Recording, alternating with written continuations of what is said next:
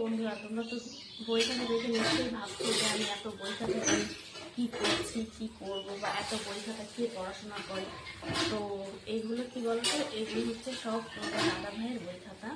মানে ও যখন পড়াশোনা করতো চাকরির জন্য, তো তখন বই খাতাগুলো তো খুব যত্ন করে ও এগুলো রেখে দিয়েছে।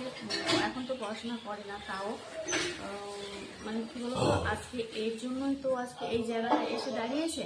তো তার জন্য বই খাতাগুলো খুব যত্ন করে রাখে। দেখো, পুরো পরিষ্কার বই খাতা, কিন্তু তাও একটু মানে ধুলো পড়ে গেছে। তো তার জন্য আমি ভাবলাম, ঘর বাড়ি পরিষ্কার করার সময় দেখলাম যে একটু নোংরা হয়ে গেছে। তো তার জন্য ঠিক আছে, চলো আমি একটু মুছে পরিষ্কার করে তুলে রাখি। তো সেই জন্যই আমি একটু পরিষ্কার করছিলাম। তো তার জন্য তোমাদের সামনে তোমাদেরকেও একটু দেখিয়ে দিলাম যে এগুলো হচ্ছে, দেখো সমস্ত তোমাদের দাদা ভাই খাতা খুব যত্ন করে রাখে, জানো তো, খুব যত্ন করে।